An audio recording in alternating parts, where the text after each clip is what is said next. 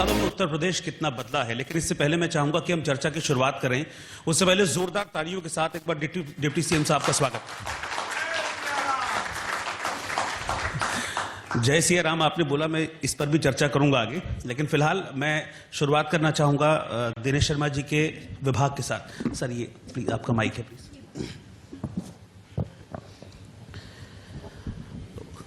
दिनेश शर्मा जी उप मुख्यमंत्री तो हैं ही उत्तर प्रदेश के, उच्च शिक्षा और आईटी इलेक्ट्रॉनिक्स विभाग भी इन्हीं के पास है और खुद प्रोफेसर रहे हैं दिनेश शर्मा जी। और सर मैं समझता हूं कि माध्यमिक शिक्षा भी मेरे पास, माध्यमिक शिक्षा विभाग। और सर मैं एक ये समझता हूं कि अब चूंकि आप शिक्षा विभाग के मंत्री हैं और खुद एक प्रोफेसर हैं, तो ऐसे में आप शिक्षा के महत्व को बहुत अच्छी तरह से समझते भी होंगे और एक युवा का शिक्षित होना, एक बच्चे का शिक्षित होना इस देश के लिए कितना इंपॉर्टेंट है, इस बात को भी आप अच्छे से समझते होंगे। तो being a professor, being a deputy CM और बीइंग उच्च शिक्षा, माध्यमिक शिक्षा और आईटी इलेक्ट्रॉनिक्स के जो मंत्री हैं, इन 4 सालों में अगर मैं आपके विभाग की उपलब्धियों को जानना चाहूं उत्तर प्रदेश के लिहाज से, तो वो क्या रहेंगी? देखिए, मेरे विभाग का अलग अलग मैं विवरण प्रस्तुत करूंगा जी। आईटी इलेक्ट्रॉनिक्स के क्षेत्र में अगर आप देखा जाए तो 4,68,000 करोड़ का जो एमओयू साइन हुआ था इन्वेस्टर मीट में, उसमें से एक बहुत बड़ा भाग हमारे आईटी क्षेत्र में था। जी। जो आईटी इलेक्ट्रॉनिक्स की विनिर्माण नीति 2017 बनी थी, जी। उसमें हमने ये लक्ष्य रखा था कि 30,000 करोड़ का जो इन्वेस्टमेंट हो, 3 लाख के आसपास के रोजगार सृजन हो 5 साल में। उस लक्ष्य को हम लोगों ने मात्र 3 साल में प्राप्त कर लिया और 2020 में हमने आईटी इलेक्ट्रॉनिक्स की विनिर्माण नीति 2020 को बनाया और अब हमने लक्ष्य रखा है 5 साल में कि हम 40,000 करोड़ का इन्वेस्टमेंट और 4 लाख नौकरियों को देने का काम करें। आज आईटी इलेक्ट्रॉनिक्स क्षेत्र में हमने जहां स्टार्टअप्स को शुरू करने में जोर दिया है, इनक्यूबेटर सेंटर लगे हैं, आईटी पार्क्स हम लोग बना रहे हैं, आईटी सिटी के रूप में हम निर्माण कर रहे हैं कुछ जगहों पर। और बिल्कुल अगर आप देखें तो नोएडा का जो क्षेत्र है, ग्रेटर नोएडा का, तो आज वो आईटी इलेक्ट्रॉनिक्स का एक हब बन चुका है। दुनिया के तमाम देशों के लोग जो विभिन्न जगहों पर अपने प्रोजेक्ट्स को लगाना चाहते हैं वो भारत आ रहे हैं और भारत में भी खासतौर से उत्तर प्रदेश आ रहे हैं। आज अगर जितना मोबाइल का प्रोडक्शन हो रहा पूरे भारतवर्ष में, तो 70% से ऊपर, मैं उसको कम बता रहा हूं, बल्कि इससे कहीं ज्यादा का उत्पादन आज केवल अकेले उत्तर प्रदेश में हो रहा है। जी। आज उत्तर प्रदेश में जो सबसे पहले डाटा सेंटर है, पूरे भारत का सबसे बड़ा डाटा सेंटर पहली बार, वो हमारे उत्तर प्रदेश में लगा है। अभी हम लोगों ने पिछले महीने उसका उद्घाटन कोरोना के संक्रमण काल में भी किया। जी। आज चाइना के कोरोना संक्रमण काल से चाइना की तमाम जो औद्योगिक इकाइयां थी वो वहां से छोड़कर गई, वो वियतनाम नहीं गई, वो कोरिया नहीं गई, वो भारत आई और भारत में भी उत्तर प्रदेश में आई। आज 5,000 करोड़ का इन्वेस्टमेंट की एक अभी कुछ दिन पहले मोबाइल का इक्विपमेंट बनाने वाली कंपनी ने हमारे वहां पर एग्रीमेंट किया है, उसको हमने अनुमति दी है।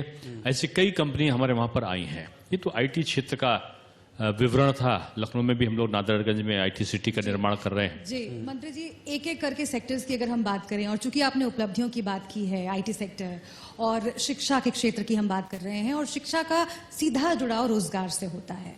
कोविड के वक्त हमने बहुत सारी चुनौतियां पूरे देश में, उत्तर प्रदेश में भी झेली, और अब उसके बाद अर्थव्यवस्था को बढ़ाने की कोशिश हो रही है कई चुनौतियों के बीच में। रोजगार को लेके कोविड के बाद क्या कुछ कदम उठाए गए हैं उत्तर प्रदेश की सरकार की ओर से? क्योंकि एक सेंटिमेंट बना हुआ है पूरे देश में कि कोविड के बाद बेरोजगारी बहुत बढ़ी है और अब सरकारों को इसके लिए आगे आना चाहिए। देखिए, बहुत तेजी के साथ में जो माननीय मुख्यमंत्री जी की नीतियां थीं, उत्तर प्रदेश में औद्योगिकरण की प्रक्रिया बड़ी तेजी से लागू हुई।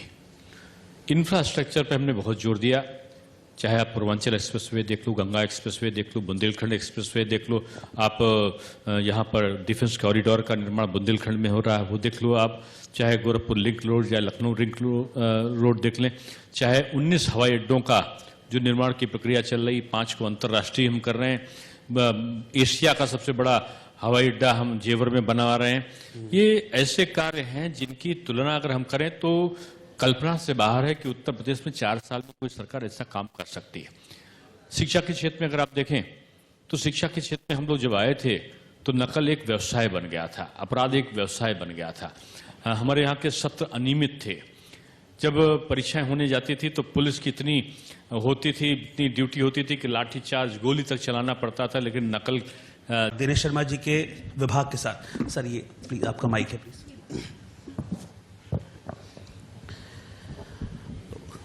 दिनेश शर्मा जी उप मुख्यमंत्री तो हैं ही उत्तर प्रदेश के, उच्च शिक्षा और आईटी इलेक्ट्रॉनिक्स विभाग भी इन्हीं के पास हैं और खुद प्रोफेसर रहे हैं दिनेश शर्मा जी।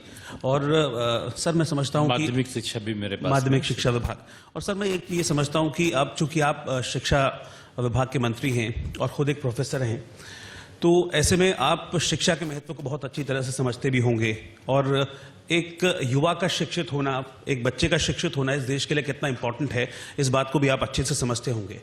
तो being a professor, being a deputy CM और बीइंग उच्च शिक्षा, माध्यमिक शिक्षा और आईटी इलेक्ट्रॉनिक्स के जो मंत्री हैं, इन 4 सालों में अगर मैं आपके विभाग की उपलब्धियों को जानना चाहूं उत्तर प्रदेश के लिहाज से, तो वो क्या रहेंगी?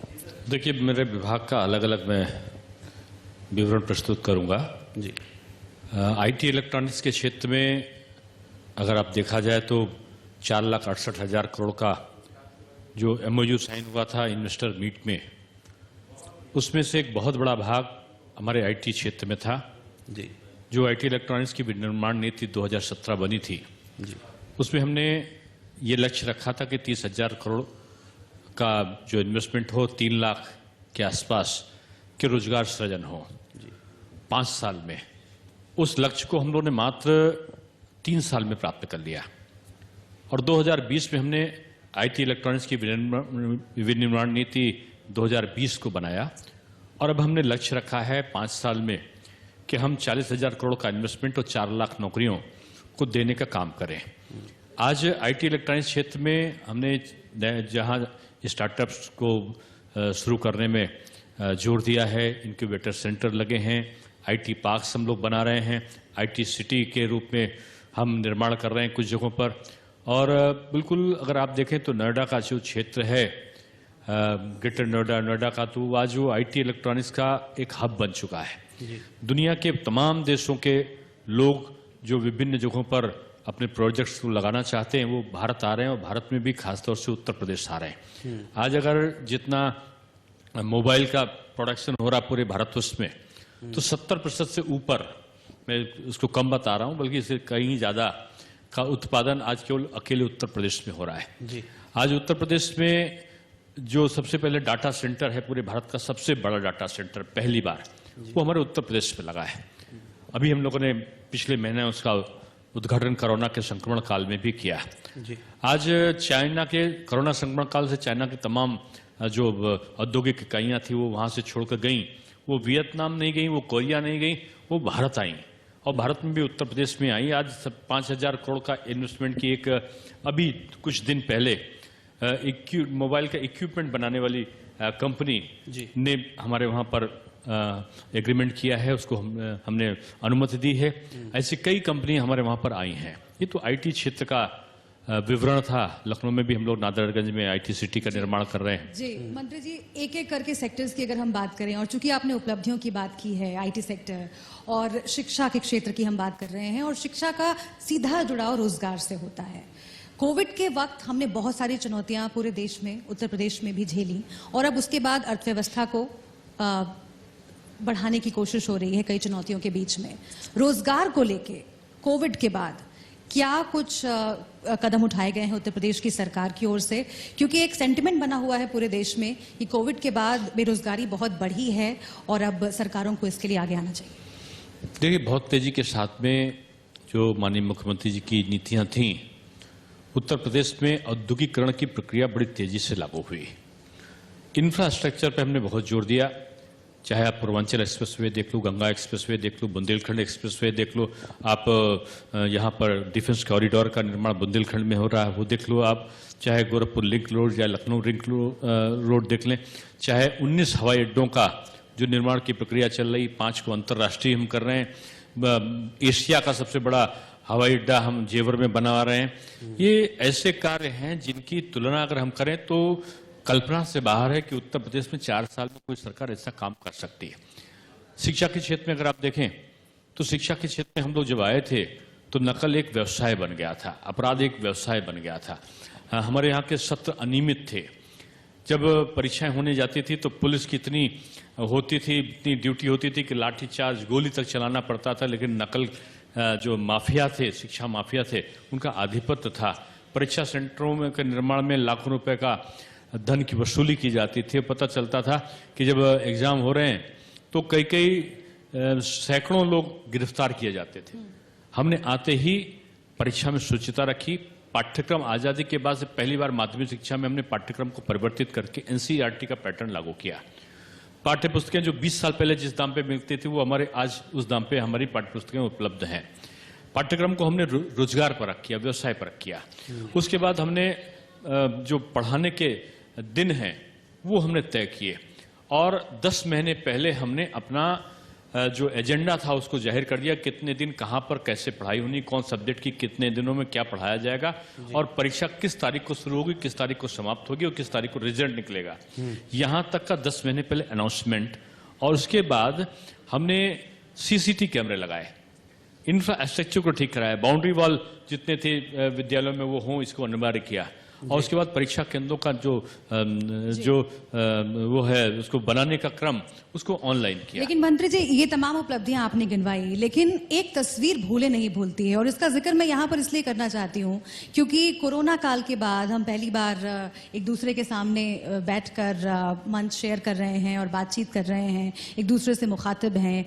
लेकिन कोरोना काल में प्रवासी मजदूरों का अपने अपने घरों में लौटना वो हमने देखा और उस तस्वीर का जब भी जिक्र होगा तब सवाल जरूर पूछा जाएगा कि आखिर क्यों रोजगार की दिशा में आज भी हम उतना आगे नहीं बढ़ पाए हैं जितना बढ़ा जाना चाहिए था। उत्तर प्रदेश में या बिहार में ये पूछा जाने लगा कि आखिर अभी तक उसी शख्स के गांव में या फिर अपने शहर में, छोटे शहरों में हम क्यों नहीं रोजगार की व्यवस्था कर पाए हैं। क्या यहाँ से आपको लगता है कि आगे बढ़ पाएंगे हम और कहां तक आगे बढ़ेंगे? मुझको लगता है कि इसका अगर आप विश्लेषण करेंगे तो सही आंकड़े पर पहुंच जाएंगे।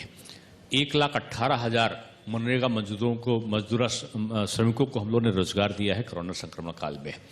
42 लाख जो श्रमिक थे उनको हम लोगों ने उनके यथास्थान पर पहुंचाया, उनकी चिकित्सा की व्यवस्था की, उनकी स्क्रीनिंग की व्यवस्था की, उनको 15 दिनों का राशन हम लोगों ने किट के रूप में कई बार फ्री में दिया। 1-1 हज़ार रुपये उनके खातों में अलग से हमने डाला। उनको क्वारंटाइन कराने का, उनके भोजन की व्यवस्था का, उनको ले जाने फ्री में ले जाने का, छोड़ने का, ये सारा व्यवस्था अगर भारतवर्ष में कोई प्रदेश कर पाया तो अकेला उत्तर प्रदेश था जिसने अपने बल पर इतनी सारी चीजों को किया।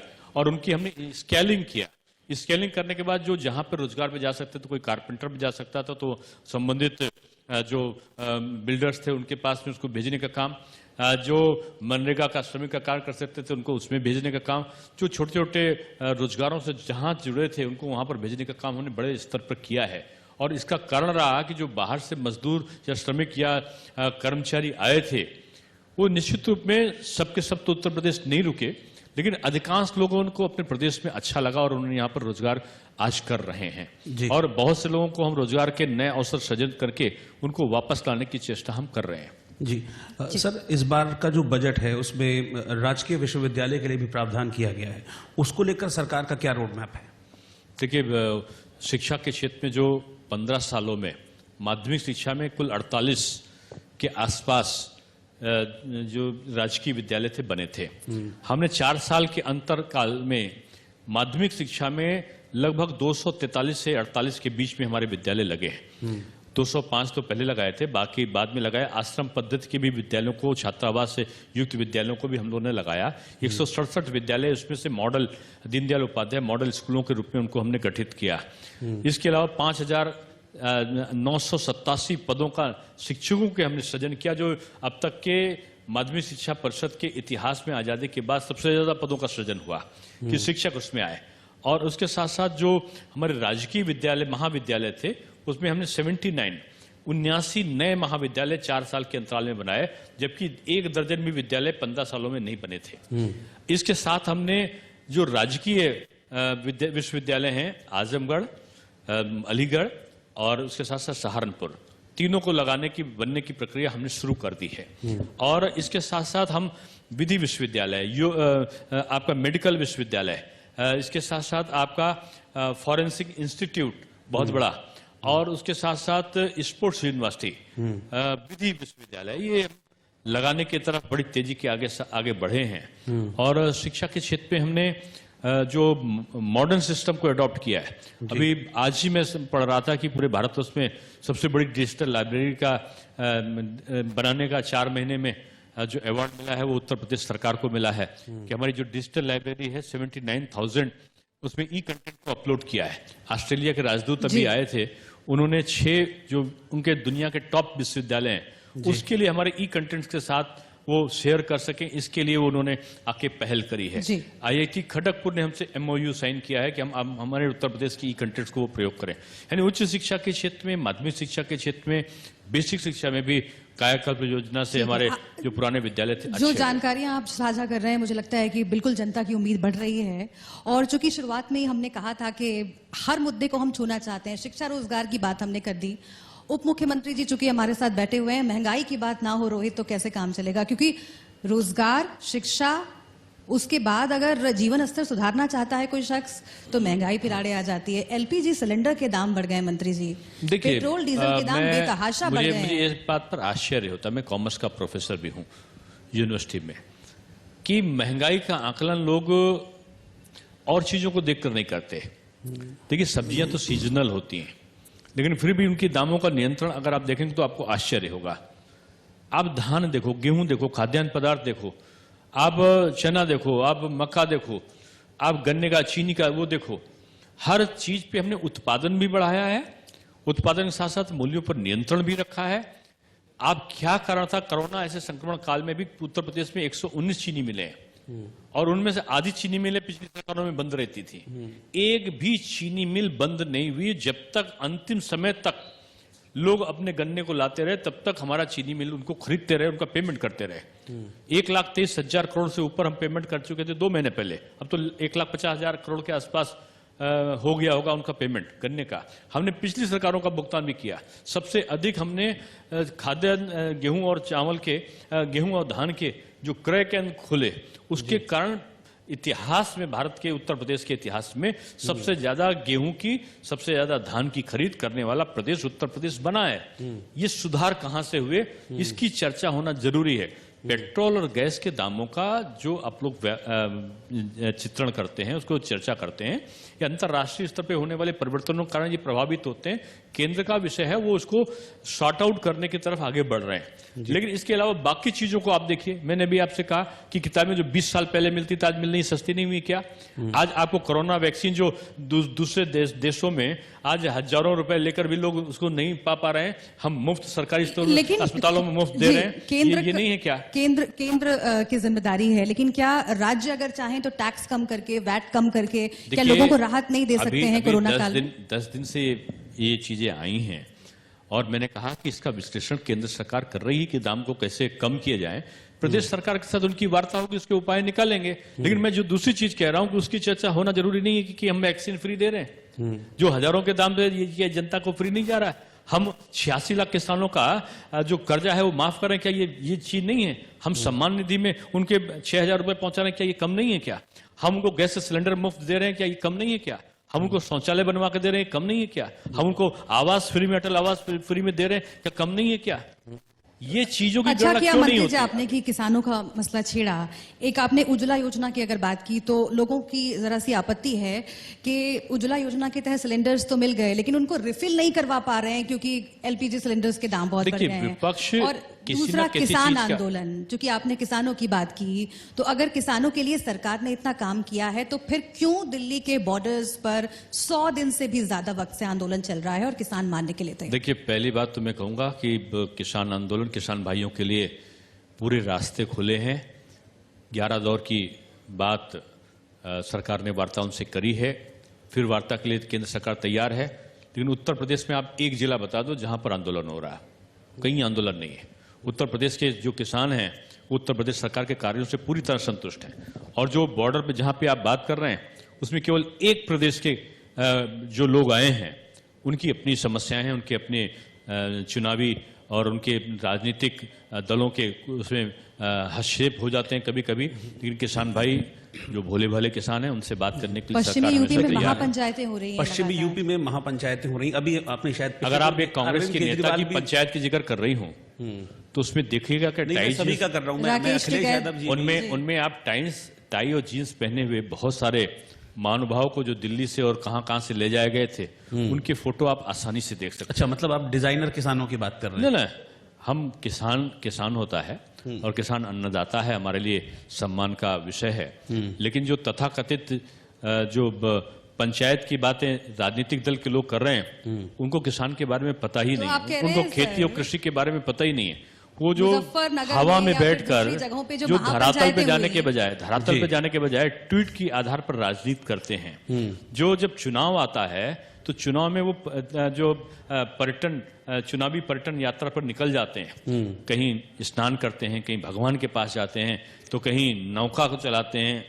वो चर्चा में बने रहने के लिए तो जो सारा काम इतनी करते सारी भीड़ जुटी थी दिनेश जी, वो सारी क्या किसानों की भीड़ नहीं थी? हैं। वो कितनी भीड़ डिजाइनर उठी थी किसान थे। आप अगर महापंचायतें हो रही हैं, अपने विजुअल्स आते अपने रहते हैं। करस्पॉन्ड नहीं, मैं जो एक राजनीतिक दल की नेत्री की पंचायत हो रही उसके बारे में आपने चर्चा की, उसमें मैंने कहा कि आप देख लीजिएगा कि किसान कहाँ का गया, पार्टी के कार्यकर्ता थे या किसान थे, इसका विश्लेषण करने की जरूरत है। किसान माननीय मुख्यमंत्री जी से किसान नेता उत्तर प्रदेश के आके मिले थे, उनकी सारी समस्याओं को उन्होंने प्रसन्नता भी व्यक्त करी कि उनका गन्ने का बकाया का भुगतान हो गया, उनकी धान की खरीद हो गई, उनकी गेहूं की खरीद हो गई, उनको 18 से 22 घंटे बिजली मिल रही है, उनके वहाँ खाद की समस्या नहीं है, उनको सिंचाई की समस्या नहीं है, उनके वहाँ पर हर चीज के जो उपलब्ध है, बीज खाद बीज सब कुछ उपलब्ध है। इसलिए किसान नेता उत्तर प्रदेश के अपनी जो और छोटी मोटी समस्याएं थी उसको उन्होंने रखा, उसको हम पूरा करेंगे। जी, लेकिन नरेश टिकैत तो कह रहे हैं, जो कि बीकेयू के अध्यक्ष हैं, इसका जिक्र पहले भी इस मंच पे हमने किया था, और चूंकि जिक्र छिड़ा है तो एक बार फिर से कि नरेश टिकैत कह रहे हैं कि आजादी के बाद से सर ऐसी कोई सरकार नहीं आई है जिसने गन्ना के किसानों को इस तरीके से नेग्लेक्ट किया हो। देखिए, और 10 रुपए सिर्फ 4 साल में मूल्य मैं बढ़ाया है। राजनीतिक भावनाओं से ग्रसित किसी व्यक्ति के वक्तव्य की चर्चा नहीं कर रहा हूं। मैं उन जो जिनको कहना चाहिए कि भोले भाले किसानों की चर्चा कर रहा हूं, जो हमारे असली अन्नदाता हैं, जो हमें अपने परिश्रम के द्वारा अन्न को प्रदान करने में सहायता करते हैं, जो किसान हैं, मैं उनकी बात कर रहा हूं। जो राजनीतिक भावनाओं से ओतप्रोत लोग हैं, उनके वक्तव्य निश्चित रूप में विदेश भरे होंगे। तो आप कह रहे हैं नरेश टिकैत या मैं राकेश किसी- टिकैत मैं किसी का- राजनीतिक भावना से प्रेरित होकर मैंने दे रहे किसी हैं का बयान? नाम नहीं लिया, लेकिन कोई अगर राजनीतिक दलों के लोगों के साथ में बैठता है, उनके साथ में विचार विमर्श करता है, उनसे अपनी राजनीतिक आकांक्षाओं की पूर्ति के लिए अनुबंध करता है, कोई भी हो, मैं किसी का नाम थोड़ी ले रहा हूं, तो उसकी भावनाएं, उसका पक्ष या विपक्ष उसके विचारों में अपने आप दिखने लगता है।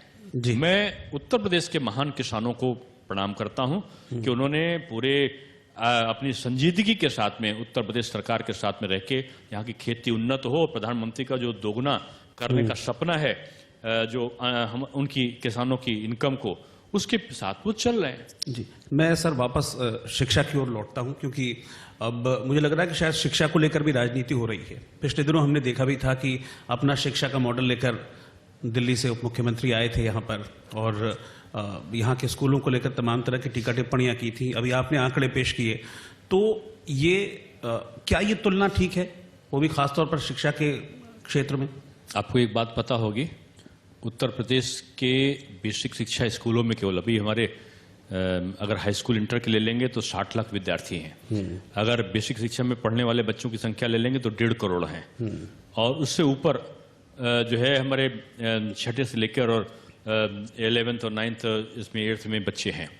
जितने बच्चे हमारे वहाँ पढ़ रहे हैं उतनी पूरे दिल्ली की आबादी है। मैंने इसीलिए पूछा कि ये तुलना और ठीक है? वहाँ पे 2 विद्यालयों को अगर दिखा के आप कोई पूरा मॉडल पूरे देश का, जहाँ पर लाखों, उत्तर प्रदेश में आप आओ, लाखों विद्यालय हैं, लाखों के लाख शिक्षक हैं, और उनके बीच में हम नकल विहीन परीक्षा संपादित कर रहे हैं। हमने सारे विद्यालयों का इंफ्रास्ट्रक्चर ठीक करने का काम किया है।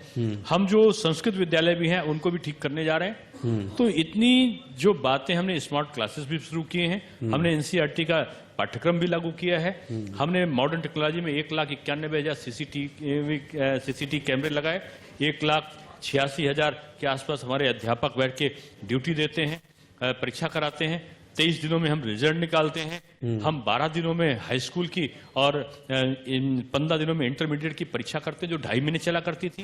ये शिक्षा का सुधार है। अभी कई प्रदेशों की, अभी मध्य प्रदेश की टीम तो शायद कल भी थी यहाँ पर उत्तर प्रदेश में, वो अध्ययन करने आई थी कि हमने शैक्षिक सुधार कैसे कर लिए। कई प्रदेशों की टीम हमारे उत्तर प्रदेश आई है और उत्तर प्रदेश में शिक्षा के परिवर्तनों का वो अध्ययन कर रहे हैं। इसलिए मैं किसी प्रदेश के किसी नेता के वक्तव्य का ना तो जवाब दे रहा हूं जी और ना ही मैं उसको संज्ञान में लेना चाहता ठीक है, मैं एक अपना कर सकारात्मक रहा हूं, बातचीत होनी चाहिए। मैं अपना कर रहा हूं जी और हमारा प्रदेश में योगी आदित्यनाथ जी के नेतृत्व में ठीक है जो विदेशों के समाचार पत्र पत्रिकाएं हैं, जी उन्होंने आश्चर्य व्यक्त किया है कि 60 लाख लोगों की परीक्षा और वो भी नकल विहीन बगैर कोई पर्चा आउट किए और वो संपादित हो, ये आश्चर्य कैसे उस पर शोध कर रहे हैं और वो शैक्षिक क्रांति का नाम दे रहे हैं। और दूसरे लोग अगर किसी प्रकार की तुलना करते हैं तो मैं उस पर कोई ठीक टिप्पणी है। नहीं करूंगा। एक महिला सुरक्षा पर बात हो जाए जरा रोहित, फिर अगला सवाल आप पूछिएगा, क्योंकि कल सबको मालूम है कि 8 मार्च है और महिला दिवस है। सबको इंतजार है कि आखिर उप मुख्यमंत्री क्या बताते हैं, महिलाओं के मसले पर क्या सुधार हुआ है, महिला सुरक्षा की स्थिति उत्तर प्रदेश में कितनी सुलझी है, क्योंकि कई घटनाएं हम देख रहे हैं जो विचलित करती हैं उप मुख्यमंत्री जी, और बार बार ऐसी घटनाएं आ रही हैं, उसमें पुलिस की जो भूमिका है उस पर भी सवाल खड़े हो रहे हैं। इस पर क्या कहेंगे आप? मैं आंकड़ा तो नहीं पेश कर रहा हूं, लेकिन उत्तर प्रदेश का आप एक आंकड़ा जरूर देखिएगा। उत्तर प्रदेश के आंकड़े में प्रतिवर्ष के अपराधों की संख्या और खासतौर से महिलाओं पर अत्याचार के जो आंकड़े हैं अपराधों के, उनका आप विश्लेषण करिए। 2020-21 में आजादी के बाद से अब तक सबसे कम अपराध हुए हैं और जो अपराध हुए हैं उन पे हमने त्वरित कार्रवाई करके उनको दंडित करने का काम किया है। महिलाओं के लिए कन्या सुमंगला योजना हम चला रहे हैं। 1 लाख से ऊपर कन्याओं का विवाह माननीय योगी जी के सरकार में हो चुका है। पहले जितना पैसा था उससे 35,000 30,000 से बढ़ा के हमने 51,000 रुपया उनको अनुदान का किया है। 1 लाख कन्याओं का विवाह का कार्य हम लोग कर चुके हैं। एंटी रोमियो स्क्वाड का गठन करके हमने इस प्रकार के मंचरों को जो अपमान करते हैं उनको दंडित करने का काम किया है। जो प्रदेश भर में जितने भी घटनाएं हुई हैं, चाहे वो बलात्कार की घटनाएं रही हों, महिला उत्पीड़न की घटनाएं रही हों, उनके लिए हमने विशेष व्यवस्थाएं की। हर थाने पे एक महिला सेल का गठन अलग से किया है। आज आप देखें कि तत्काल उस पर कार्रवाई होती है, तत्काल रिपोर्ट लिख के उस पर जो अपराधी हैं उनको जेल भेजने का काम किया जाता है। तो ये परिवर्तन है। हमने महिलाओं के लिए जो है, अभी आप देखें तो जनधन योजना के अंतर्गत सबके खातों में पैसा पहुंचा है। जो महिला हमारी है सबके खातों में कोविड-19 के दौरान खाता पहुंचा, जिनके भी जनधन अकाउंट थे। विधवा पेंशन को हमने बढ़ा दिया है, निराश्रित महिला पेंशन को हमने बढ़ा दिया है, उनके दायरे को भी बढ़ाया है, उसकी राशि को भी बढ़ाया है। तो ये जो महिलाओं के लिए सबसे बेहतर समय अगर कोई रहा है लेकिन सुरक्षा के लिए, तो मैं बिल्कुल इस बात से इत्तेफाक रखती हूँ, यहाँ बैठे हुए लोग भी इत्तेफाक रखते होंगे कि योगी आदित्यनाथ मुख्यमंत्री कड़े फैसले लेने के लिए जाने जाते हैं, और सरकार जब बनी थी यही कहा गया था कि 0 टॉलरेंस महिलाओं के खिलाफ जो अत्याचार है उनके लिए हम रखते हैं।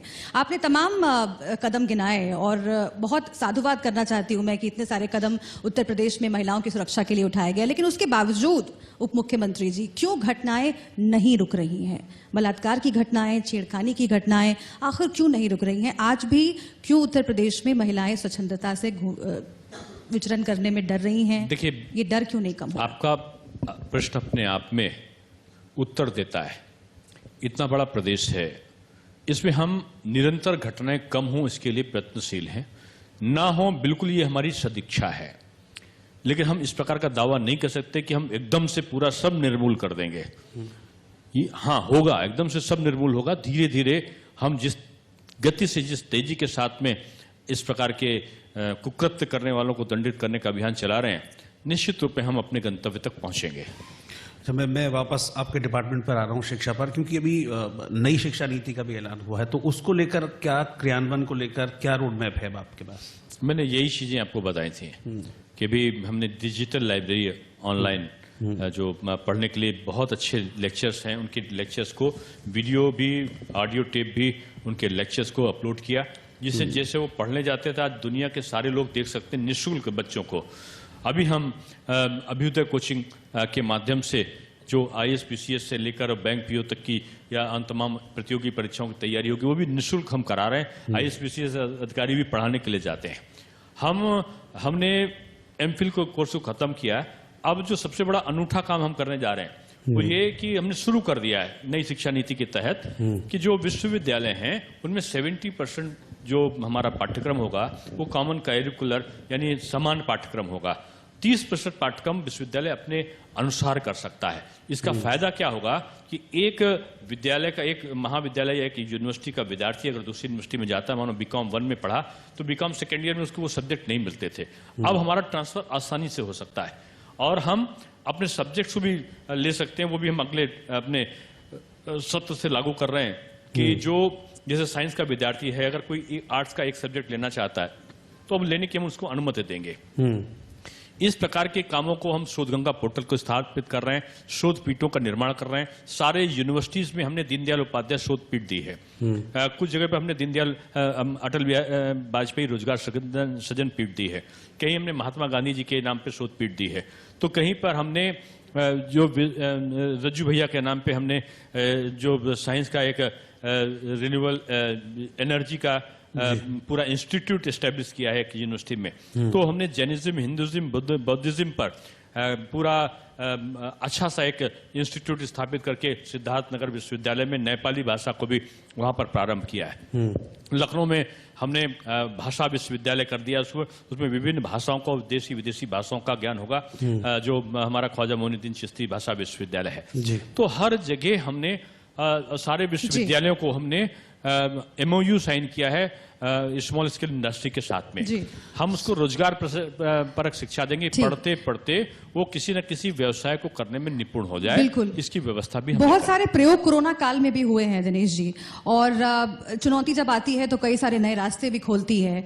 अब जब स्कूल खुलने लगे हैं, कॉलेजेस खुलने लगे हैं, परीक्षाएं होंगी, कोरोना काल ने क्या सिखाया है और क्या नए प्रयोग करने जा रही है सरकार जब फिर से एक बार स्कूल खुले? देखिए 22 मार्च के आसपास जब कोरोना के संक्रमण के कारण लॉकडाउन करना पड़ा तो विद्यार्थियों के लिए सबसे बुरा समय था कि वो स्कूल जाना उनका बंद हो गया। और हम लोग के सामने एक चुनौती आई कि जिस मुश्किल से हम लोगों ने 4 साल में जो हमारा सत्र था उसको हमने नियमित किया था और एक स्मूथली जिसको कहते हैं हम पढ़ाई चरम सीमा पर पहुंच रहे थे, उसमें बाधा दिखाई पड़ी। इसका विकल्प हम लोगों ने खोजा और हमने ऑनलाइन टीचिंग को स्वयं प्रभा चैनल के माध्यम से, ई गंगा पोर्टल के माध्यम से, हमने दूरदर्शन के माध्यम से, हमने व्हाट्सएप ग्रुप को बनाकर, हमने इंटरनेट के माध्यम से, हमने ऑनलाइन जो अभी जैसे मैंने बताया ई कंटेंट के माध्यम से, डिजिटल लाइब्रेरी के माध्यम से हमने ये पठन पाठन को जैसे ऑफलाइन में पढ़ाया जाता था वही सब्जेक्ट को ऑनलाइन पढ़ाने की व्यवस्था को किया और बच्चों ने सहज स्वीकार कर लिया। विद्यार्थियों ने, चाहे वो छोटे बच्चे रहे हों और चाहे वो पढ़ने वाले डिग्री कॉलेज के और विश्वविद्यालय के बच्चे रहे हों, विद्यार्थी रहे हों, सब ने इसको सहज स्वीकारा और बड़ी अनवरत चलने वाली ये जो ऑनलाइन एजुकेशन थी सफलतम चरम बिंदुओं को उत्तर प्रदेश में इसने प्राप्त किया। अब हमने विद्यालय सबसे पहले खोले। विद्यालयों में हमने कोविड-19 का जो गाइडलाइंस थी उसको लागू किया। हमने कोविड-19 के दौरान 23 दिनों में कॉपी को चेक कराकर 60 लाख बच्चों की परीक्षा परिणाम को भी घोषित किया और रिजल्ट आने के बाद हमारा प्रवेश कार्य भी बाधित नहीं हुआ, ऑनलाइन प्रवेश कार्य भी कराए। यानी कोविड-19 से एक तरफ संघर्ष था तो दूसरी तरफ सत्य को निमित्तीकरण करने के प्रयास थे और उस प्रयास में हम सफल बने। अच्छा सर, एक सवाल है मेरा शिक्षकों से जुड़ा हुआ और मुझे लगता है कि ये कहीं ना कहीं स्टूडेंट्स की जो एजुकेशन है उसको भी प्रभावित करता है और शायद शिक्षकों ने भी इस बात को लेकर कई बार शिकायत की है कि पढ़ाई के अलावा उनकी ड्यूटीज कई और कामों के लिए लगाई जाती है और ये एक विषय भी रहा है। तो आपको लगता है कि मतलब कि जो शिक्षक हैं, टीचर्स हैं, उनको सिर्फ शिक्षण कार्य तक सीमित रहना चाहिए और बाकी जो आपके इस प्रश्न का अगर हमारे 2018 में 2017 में मैं आया था, 2018 में मैंने इसका विश्लेषण किया जी, इसकी समीक्षा बैठक बुलाई और तमाम विद्यालयों को हम लोग, तमाम विभागों को हम लोगों ने निर्देशित किया कि शिक्षकों का कम से कम ड्यूटी लगाई जाए। लेकिन कुछ अपरिहार्य जगह होती हैं जहां बगैर शिक्षकों की ड्यूटी लगाए काम नहीं चल सकता, उनको छोड़ के बाकी जगह शिक्षकों की ड्यूटी न लगे, इसके लिए हम लोगों ने जो प्रयत्न किए उसके अच्छे परिणाम आए। अच्छा, अब हम बढ़ते हैं क्योंकि अब 2022 आने वाला है और 2022 इसलिए इम्पोर्टेंट है उत्तर प्रदेश के लिए क्योंकि यूपी में एक बार फिर से चुनाव होंगे। 2017 में जब आपकी सरकार आई थी तो 300 पार का आपने नारा दिया था और 300 पार कर भी लिया था। इस बार 350 पार अभी योगी जी कह रहे थे पिछले प्रोग्राम में ही। नहीं, मैं आपकी सरकार भी कहती है। मैं उसको यूं कहता हूं, पिछले बार जो था 300 पार, अब की बार पिछला आंकड़ा पार, जो भी पिछला आंकड़ा होगा वो अब की पार होगा। पूरे प्रदेश का जो जनता का वातावरण है, अगर विश्लेषण आप कर लो तो अभी 7 उपचुनाव हुए हैं। 7 उपचुनाव में से 6 हम जीते और मेजोरिटी से जीते जी। यानी सबसे कम जो हम सीट जीते तो 17,500 से जीते थे। इतनी बड़ी लीड, और बाकी कोई 50,000 से, कोई 40,000 से, कोई इससे भी ऊपर, इस तरीके से सीटों को हम जीते हैं। कुछ जगह पे तो राजनीतिक दलों की जमानतें जब्त हो गई, जो नौका की यात्रा कर रहे हैं, जो पंचायत कर रहे हैं, उनकी जमानतें जब्त हो गई। और उसके बाद हमारे एमएलसी के चुनाव हुए। एमएलसी के चुनाव में हमने पिछले सारे रिकॉर्ड तोड़े और शिक्षक और स्नातक में हमारे बाहरी बहुमत से हम 9 में से 6 सीटें जीते। तो ये नई हवा लड़े थे, 9 में से 6 जीते। नई हवा, नई सपा, ये पूरे लखनऊ में पोस्टर्स लगे हुए हैं आजकल।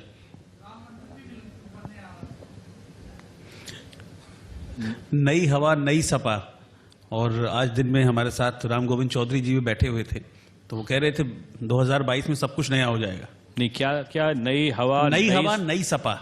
अब की सफा सपा नई हवा, मैं समझा नई शायद सपा। ऐसा कुछ किसी ने लगाया होगा, मुझे नहीं पता, लेकिन निश्चित रूप में ये एक नया नारा भी दिया है समाजवादी पार्टी की तरफ से, नई हवा, नई सपा, और जनता की तरफ से अब की सफा। ये कुछ लोग ये मुझसे, आपने ऐड कर दिया। नहीं मैं नहीं, कुछ लोग मुझसे कह रहे थे ऐसा, और लोगों को कहने का अधिकार है, मैं तो किसी पे टिप्पणी करते ही नहीं हूँ। अच्छा, चुनावों की जो की बात छिड़ी है तो 2 मसलों का बहुत जिक्र होता रहा है उत्तर प्रदेश में, और फिर जहां कहीं भी इलेक्शंस आते हैं उन मसलों का जिक्र होता है, एक लव जिहाद और दूसरा 3 तलाक। लेकिन आपके विरोधियों का कहना है कि इन मसलों को इसलिए उठाया जाता है ताकि वोट लिया जा सके, ये राजनीतिक मसले ज्यादा हैं और लोगों के विकास से इसका जुड़ाव, इसका लेना देना कम है। आप क्या जवाब देंगे उनको? मेरा सीधा सा एक जवाब समझाने के लिए है। मैं विधान परिषद में नेता सदन हूं, और अभी मैंने एक प्रश्न का उत्तर दिया था, बड़ा हल्ला मचा था जब एक धार्मिक उस पर विधेयक आया था इसी से संबंधित, कि जो धर्म परिवर्तन करा के लोग विवाह करते हैं। उसमें लोगों ने कहा कि आप सांप्रदायिक भावना से कर रहे हैं, लेकिन अगर आप बिल को आप विश्लेषण करो तो बिल के विश्लेषण में जितना स्पष्ट उत्तर प्रदेश सरकार ने किया उसको, कि उसमें जो जोर जबरदस्ती से, प्रलोभन से, किसी का अनुचित तरीकों को अपना के, किसी का धर्म परिवर्तन करा के वो विवाह करके उसको उसकी भावना को खंडित करता है, तो उसको कौन सी सजा मिलेगी, इसका प्रावधान बड़ा स्पष्ट किया गया है। लेकिन उसमें कहीं नहीं कहा गया कि अगर कोई हिंदू किसी मुस्लिम का धर्म परिवर्तन कराएगा तो वो बच सकता है अपराध से। वो भी उतना ही दंड का अपराधी है जितना अगर एक मुस्लिम या एक सिख या एक ईसाई किसी का धर्म परिवर्तन करा के करता है। तो किसी भी धर्म के लोगों को किसी प्रकार का कोई प्रश्रय नहीं दिया गया है। ये सब धर्मों के लिए बराबर है। उत्तर प्रदेश में है तो सभी धर्म के लोगों को इसका पालन करना पड़ेगा। और जहां तक लव जिहाद इस प्रकार की घटनाओं का है, आप पश्चिमी उत्तर प्रदेश जाके वहां के लोगों से पूछिए कि कितना प्रताड़ित हुए थे लोग। मैं किसी धर्म के बारे में नहीं कहता हूं, सब धर्म अच्छे हैं और यहाँ हिंदू और मुसलमान मिलकर रहते हैं और उन पे हमको गर्व है। यहाँ पे जो हमारे अशफाकुल्ला खां ऐसे लोग रहे हैं, अब्दुल कलाम साहब ऐसे लोग रहे हैं, वो हमारे लिए स्तुतनीय है। लेकिन ये अप्रिय घटना जो अराजक तत्व थे उनके द्वारा जो होती थी, उसका विकल्प क्या था? उसका विकल्प कठोरतम कार्रवाई थी और उस कठोरतम कार्रवाई को करने का काम योगी सरकार ने किया है। मैं एक चीज और आपसे समझना चाह रहा हूं कि अभी जैसे किसान आंदोलन चल भी रहा है, 102 दिन हो गए हैं अब किसान आंदोलन को, आपको लगता है कि इसका कोई असर पड़ेगा यूपी के विधानसभा चुनाव पर? क्योंकि लगातार हम देख रहे हैं किसान नेता जो हैं, चाहे वो गुरनाम सिंह चढ़ूनी हों, चाहे राकेश टिकैत हों, चाहे दर्शन पाल हों, अब तो वो कह रहे हैं कि अब हम सिर्फ यूपी नहीं, अब हम बंगाल भी जाएंगे, हम हर जगह जहां बीजेपी चुनाव लड़ रही है हर जगह जाएंगे और कहेंगे कि बीजेपी को वोट मत दो। देखिए, मैं फिर से दोहराऊंगा कि मैं किसी नेता या किसान नेता के उम्मीदों को, उनके वक्तव्यों को अपने शब्दों में उसका जवाब नहीं देना चाहता। इतना मैं जानता हूं कि बीजेपी का संगठन कार्यकर्ताओं के बल पर है, जनता के बल पर है, वार्ड और बूथ इकाई तक हमारा गठन है। हम किसानों के हितों के लिए काम कर रहे हैं, ये किसान भाई बहुत अच्छी तरीके से जानते हैं और उनका अपार स्नेह, प्यार और समर्थन हमारे साथ में है। और इसका असर आपको मैंने उदाहरण देके बताया कि चुनाव में दिखा है। और अगर आप किसी भी और प्रदेश में आप बता दीजिए कि एक छोटा सा भी आंदोलन दिखाई पड़ा हो कहीं पे। ये बॉर्डर की जो आप बात कर रहे हैं, बॉर्डर में भी कौन लोग हैं, क्या कर रहे हैं? कुछ जो अच्छे किसान भाई हैं, जो किसान वास्तविक कि किसान नेता हैं, कुछ लोग हैं वो चाहते हैं कि चुनावों तक ये चलता रहे। कुछ लोग किसान आंदोलन को दूसरी तरफ रुख को मोड़ने का सपना देख रहे हैं, वो सफल नहीं होने वाले। उनकी राजनीतिक आकांक्षाएं पूरी नहीं होने वाली हैं कि हिंदुस्तान का किसान बहुत समझदार है। यानी कि आप कह रहे हैं कि जो लोग उनको वहां लेकर आ रहे हैं दिल्ली के बॉर्डर्स पर, वो किसान नहीं है, लेकिन जो बैठे हुए हैं लगातार वो किसान हैं। मैंने इतना कहा है, जो भी किसान हैं सरकार उनके साथ है। मोदी जी का सपना किसानों को मजबूत करना है, उनकी इनकम को दुगना करना है, उनकी कठिनाई और समस्याओं को दूर करना है। लेकिन जो राजनीतिक आकांक्षा लेके किसान भाइयों को दिग्भ्रमित करने का या उनको उनके आंदोलन को दूसरी तरफ रुख मोड़ने का सपना देख रहे हैं, उनका सपना पूरा नहीं होगा, क्योंकि विश्वास मोदी जी के और योगी जी के साथ है। ठीक, एक आखिरी सवाल आपसे, क्योंकि वक्त भी मुझे लगता है रोहित कम है अब हमारे पास, सर को भी जाना होगा। क्या नीति रहेगी आगे सरकार की, क्योंकि महापंचायतें हो रही हैं, आपने खुद माना कि हाँ सियासी असर पड़ रहा है, कुछ लोग ऐसे हैं जो सियासी लाभ लेने की कोशिश कर रहे हैं किसान आंदोलन के जरिए। अगर ये आह्वान किया जा रहा है कि किसान नेता जाएंगे और वो कहेंगे बीजेपी को वोट मत दो, या फिर महापंचायतें हो रही हैं जहां पर लोग लामबंद हो रहे हैं, मुजफ्फरनगर में बहुत बड़ी भीड़ जुटी थी, उसके बाद भी कई पंचायतें हो रही हैं, बीजेपी का क्या रुख रहेगा आगे, क्या रणनीति रहेगी? क्या आप लोग भी घर घर जाएंगे, समझाएंगे कि देखिए हमने जो फैसला किया है वो सही है? देखिए, किसान सियासत का नहीं सम्मान का परिचायक है। दूसरे दल उसको सियासत के रूप में देखते हैं, हम सम्मान के रूप में देखते हैं। हम किसान भाइयों के लिए जो जनोपयोगी कार्य हैं वो कर रहे हैं। हम उनकी आय बढ़ जाए, उनकी खेती अच्छी हो, उनकी उपज अच्छी हो, उनको मूल्य ठीक से मिले, उनको समय में उनका मूल्य मिल जाए, उनको बिजली मिले, खाद मिले, सिंचाई का साधन मिले, उनको मकान मिले, उनको गैस का सिलेंडर मिले, उनको टॉयलेट्स उनके बने, उनकी सड़कें बने, इसके तरफ हम काम कर रहे हैं। और ये किसान भाई देखेगा तो वो सियासत करेंगे, हम काम करेंगे, और काम के बदले किसान बंधुओं का स्नेह हमें मिल रहा है, मिला था और मिलेगा। सर, अब बिल्कुल मैं एक आखिर में एक सवाल ले रहा हूँ, क्योंकि जय श्री राम के उद्घोष से इस कार्यक्रम की शुरुआत हुई थी, तो मैं चाहता हूँ कि अभी उसी मैं पर अयोध्या से आ रहा हूँ राम के दर्शन। हाँ बिल्कुल, मर्यादा पुरुषोत्तम राम जी के दर्शन करके आ रहा हूँ जी, और लग रहा था कि रामलला बिल्कुल वाइब्स हमारे तक आ रही हैं। तो मैं चाहूंगा कि जय श्री राम से कुछ लोगों को दिक्कत क्यों होती है और कुछ नहीं? बहुत कुछ लोग छदम धर्मनिरपेक्षता के आधार पर हिंदू संस्कृति को, हिंदू मान्यताओं को, भारत की परंपराओं को पर आघात करके अपने आप को अत्याधुनिक और मॉडर्न कहलाने का शौक रखते हैं जी। ऐसे लोग ना तो राष्ट्र के प्रति समर्पित होते हैं, न ही राष्ट्र के प्रति उनकी प्रेम की कोई भावना होती है। वो सेल्फ जिसको कहना चाहिए था अपने आप पे केंद्रित होते हैं, और उनका हर काम होता है कि भारतीय संस्कृति को प्रदूषित करने का कौन सा अवसर आवे जिसको वो ना छोड़े। रामलला हम आएंगे मंदिर वहीं बनाएंगे, जब ये नारा लगता था तो ये कहते थे कि रामलला हम आएंगे मंदिर वहीं बनाएंगे, समय नहीं बताएंगे। अब जब समय आ गया, माननीय सुप्रीम कोर्ट के महान निर्णय के बाद, मोदी जी और योगी जी की सदिच्छाओं के साथ, तो अब उनके पास में जवाब नहीं है। आज जिस भव्यता के साथ निर्माण की तैयारियां चल रही हैं जी, वो इस देश के इतिहास के सुनहरे पन्नों में दर्ज होगा कि आज अयोध्या किसी भी धार्मिक स्थली का, विश्व का एक महान तीर्थ धार्मिक पर्यटन का क्षेत्र बनेगा। आज वहाँ का इंफ्रास्ट्रक्चर ठीक होने का, एक नई अयोध्या का कई सौ जो हेक्टेयर में आज इसका निर्माण की परिकल्पना है। आज उनका अभिस्थापना का ठीक होना, सड़क का निर्माण, अभी तो 650 करोड़ के आसपास तो केवल हमने उत्तर प्रदेश के बजट में दिया है। 250 करोड़ अभी केंद्र ने अयोध्या के हवाई अड्डे के लिए दिया है। अभी कई करोड़ रुपया वहाँ के जो वो है रेलवे का स्टेशन उसको ठीक करने के लिए दिया है केंद्र ने, और प्रदेश ने भी वहाँ के बस अड्डे को ठीक करने के लिए दिया है।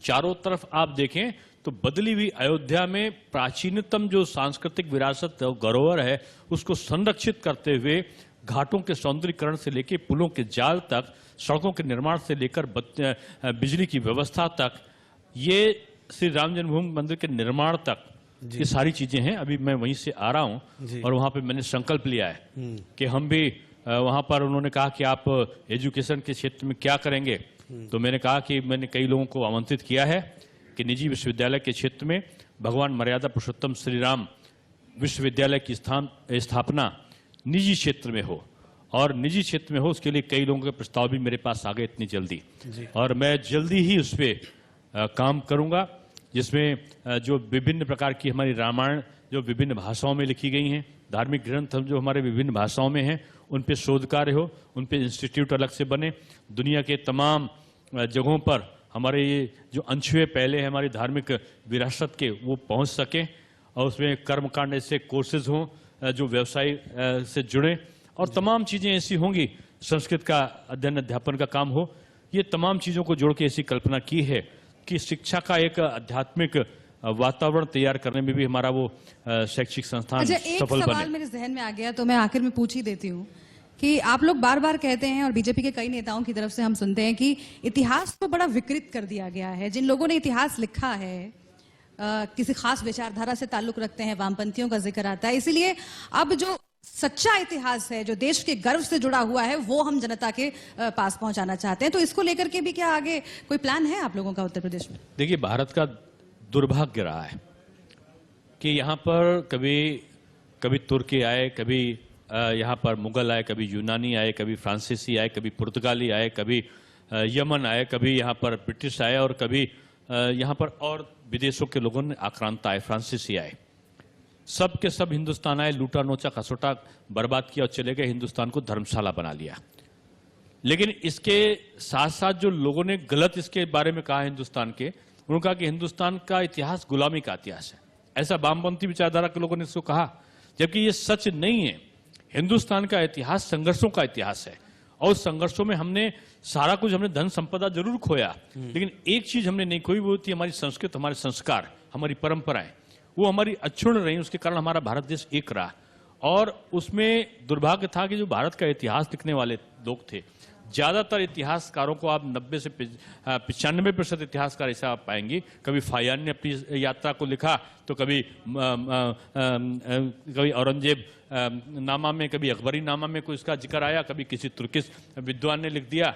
इस प्रकार से भारत के इतिहास को गलत तरीके से लोगों ने तो अपनी आप लोग सुविधा के बदलने अनुसार वाले प्रस्तुत हैं किया। क्या? और उस चीज की परंपरा को चलाते हुए वामपंथ की जो विचारधारा थी, उसने भारत के इतिहास को गलत प्रस्तुतिकरण किया। हम महान परंपराओं को, ये देश महात्मा गांधी का है, चंद्रशेखर आजाद का है, बटुके सदत्त, महाराणा प्रताप और वीर शिवाजी का है। उनकी वीर गाथाओं से हमको प्रेरणा लेने की आवश्यकता है, वो पढ़ाने का है। हम ये नहीं कह रहे कि हम गलत इतिहास पढ़ाएं। हमारे देश की जो वास्तविकता है वो हमारे आने वाली पीढ़ी को गौरवशाली परंपराओं के साथ देश को सुदृढ़ करने की मानसिकता तैयार करने के लिए आवश्यक है, और वो होना चाहिए। उसके लिए हम काम कर रहे हैं। ठीक है। दिनेश शर्मा जी, बहुत बहुत शुक्रिया आपका कि आपने इतना समय निकाला, और क्या शिक्षा का आप अभी तक किया है और क्या आगे शिक्षा को लेकर रोड मैप है, इसके अलावा अलग अलग मुद्दों पर आपने हमसे बातचीत की, अपने विचार रखे। बहुत बहुत शुक्रिया आपका कि आप इंडिया न्यूज मंच का हिस्सा बने, आपने वक्त निकाला। Many many thanks to you. बहुत आभार, बहुत धन्यवाद आपका।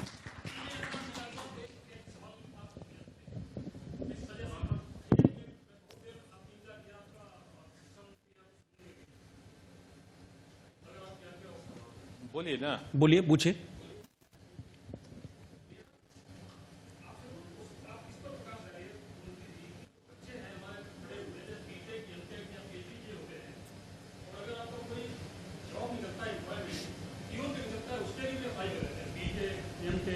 MBA वो अप्लाई कर देते। PhD वाले बच्चे हैं, छोटा रखिए सवाल, छोटा रखिए। सॉरी हाँ। मैडम, वही छोटा है, जो टेक्निकल एजुकेशन है बेसिकली, दे आल्सो, मतलब वो भी अप्लाई कर देते एक हैं। लाइन में बताइए कि जो हाई स्टडी करने वाले लोग हैं वो भी छोटी पदों पर भर देते हैं, चपरासी के लिए भर और उनके नियुक्ति होते हैं, फिर वो उसमें काम नहीं करते। यही करना चाहते हैं आप ना? नहीं, एजुकेशन की क्वालिटी ऐसी होनी चाहिए कि बीटेक, एमटेक और PhD करने के बाद बच्चा अप्लाई नहीं करे पियून के लिए। तो थोड़ा आपने इस पर मेरे शुरुआत के उस पर अगर ध्यान दिया हो, हाँ जी, हाँ जी। मैंने पहले ही कहा था कि 4,68,000 करोड़ का हमने इन्वेस्टमेंट किया, का MOU साइन किया, और 3 लाख करोड़ उसमें से धरातल पे आए। हमारी जो अब यहाँ पे औद्योगिक इकाइयां लग रही हैं, निजी क्षेत्र में जो व्यवसाय बढ़ रहे हैं, सरकार में हमने 4,12,000 नौकरियां दी हैं, तो उसके कारण लोगों को रोजगार मिलेगा। तो अब जो जिस योग होगा उसको उस योग में रोजगार के अवसर मिलेंगे। अब ये नहीं होगा, ये कम होगा, मैं ये नहीं होगा शब्द तो नहीं कह सकता, कि जो योग्यता परक लोग हैं उनको जब जॉब मिल जाएगा तो कम योग्यता वाली में नहीं जाएंगे वो। धन्यवाद। मेरा वही है, बहुत शुक्रिया। क्वालिटी ऑफ एजुकेशन सही होनी चाहिए। थैंक यू, आइए। Thank you sir. बोलिए बोलिए बोलिए।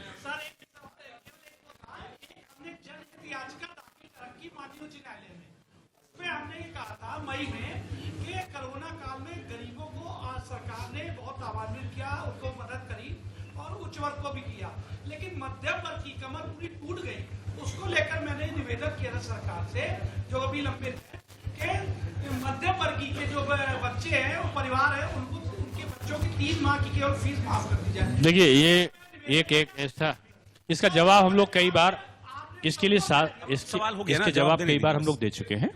हम 2 पक्षों को देखते हैं। सरकार का मतलब होता है कि सभी पक्षों को देखना।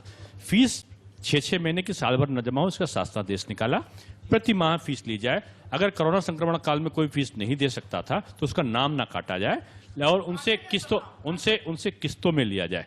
लेकिन अगर आप कहें कि पूरी फीस माफ कर दो तो ऐसा ना तो अधिकार हमारे पास है, और अगर वो पूरी फीस माफ कर देंगे तो उसमें पढ़ाने वाला जो टीचर है, जो कर्मचारी है, उसको तनख्वाह कौन देगा? चलिए, थैंक यू, शुक्रिया।